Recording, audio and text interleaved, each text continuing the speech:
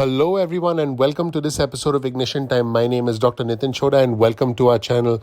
This channel, the Ignition Time channel, is about the country, the economy, as well as our money. Folks, this is brand new information from the Wall Street Journal.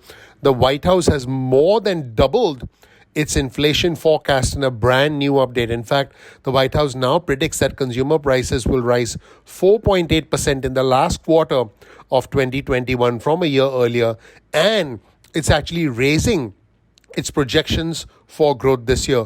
Welcome to our channel, everyone. And now I'll help break this down for you and help you understand exactly what this means. First, let me give you the information and then I'll tell you what it means for you. What is the bottom line?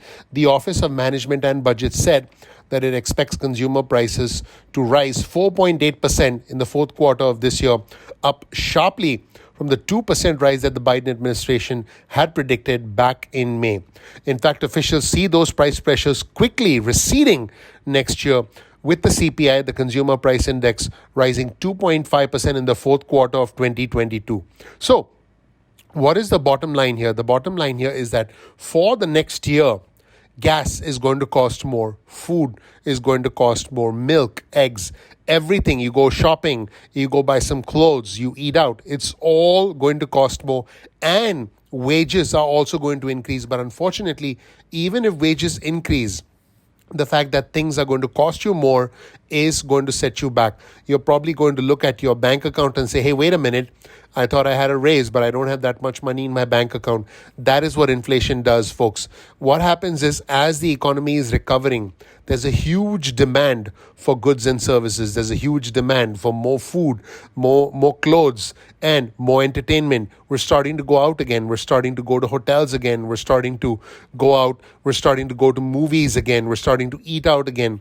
Because of all of this, there's more demand. And once supply can't keep up with demand, prices go up. That is just the nature of inflation. Now, these projections are consistent with many other forecasters, including the Federal Reserve, who said that these price pressures, in other words, this inflation, which is much higher than expected this year, is likely to fade over time, which is important. In fact, let's quote one official from the White House, according to the Wall Street Journal.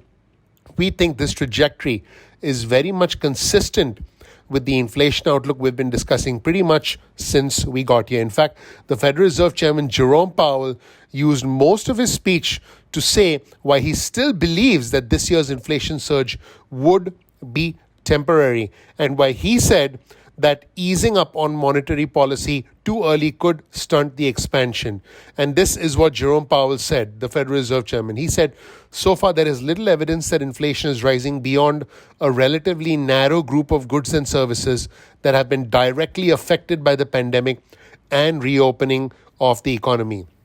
Folks, you know that individuals in travel, leisure, entertainment, and hospitality have been decimated as a result of this pandemic. However, the Federal Reserve and the United States government, Congress, did step up to try and provide as much stimulus as possible. Now, did they help every single person who could have been helped, who should have been helped? No, I think it would have been impossible to do that. But basically, the Federal Reserve and the US government have done more, and I have done other videos on this, more than what many other governments have done in other parts of the world. Now, there is a flip side to all of this. As inflation rises, as people get back to work, the predicament here is that as prices rise, people are going to find it hard to actually have money left over, to actually have money saved in their bank account. And that really is a huge challenge. In fact, here's another headline of an article on your screen, also from the Wall Street Journal. US household income jumped in July as spending growth slowed.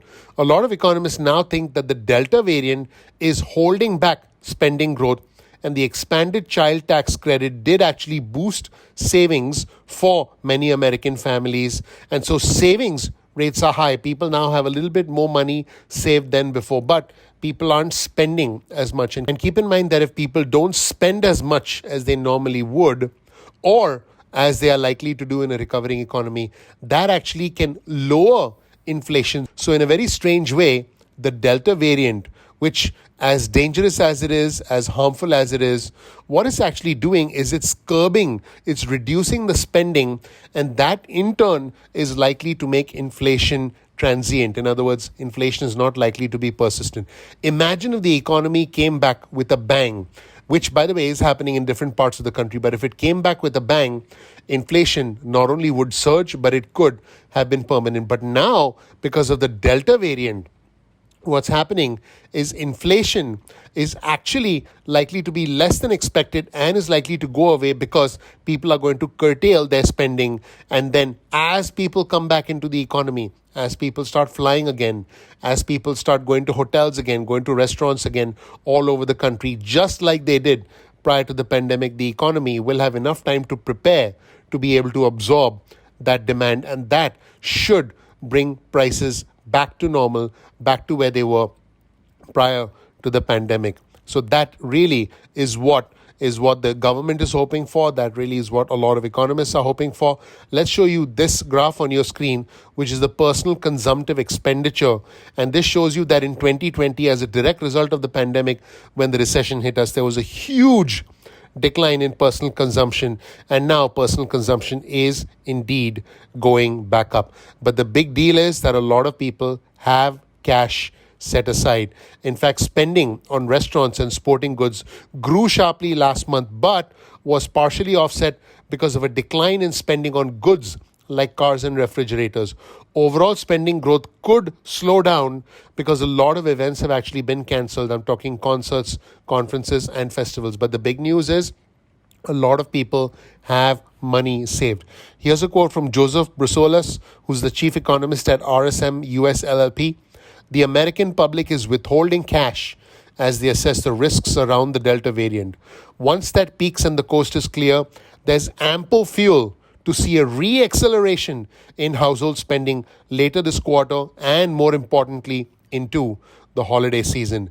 And finally, let's show you this graph on your screen of household income, the change from January 2020. And you can start to see that there was a huge surge in household income in March of 2021, in huge part thanks to the money that came into the pockets of people from the American Rescue Plan. So let me know where you stand. Are you starting to spend more money, or for that matter, are you finding that you're still dependent on stimulus checks and unemployment benefits?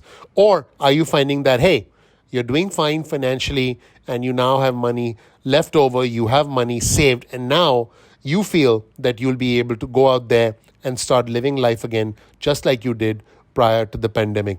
Remember, folks, consumer spending is the biggest driver of the American economy, and the rise in spending is a big reason why the US economy is indeed recovering faster than expected. The economy grew at a 6.6% annual rate in the second quarter, which, by the way, was a pickup from the 6.3% gain in the first quarter. We are recovering, but inflation is something we have to keep an eye on, and it is going to be higher in the near term, but it is expected to level off next year going into 2022. And what is surprising and astonishing is that the Delta variant, which is actually blunting the economic recovery right now, in a very strange way, economically might end up being a blessing as far as economists are concerned. I do want to be very clear. The Delta variant is dangerous and we need to be careful, but the Delta variant could blunt consumer demand and keep inflation in check and allow prices to get back to normal in 2022 as we get back to the pre-pandemic life as we knew it. Let me know what you think in the comment section below. My name is Dr. Nitin Chhoda with Ignition Time. Thank you so much for watching. This right here is a little bit of information about me. You'll learn more about who I am, what my journey has been like, and why you should listen to me. Thank you so much for watching. I appreciate you. I'm looking forward to seeing you in the next episode of Ignition Time. Take care. Bye.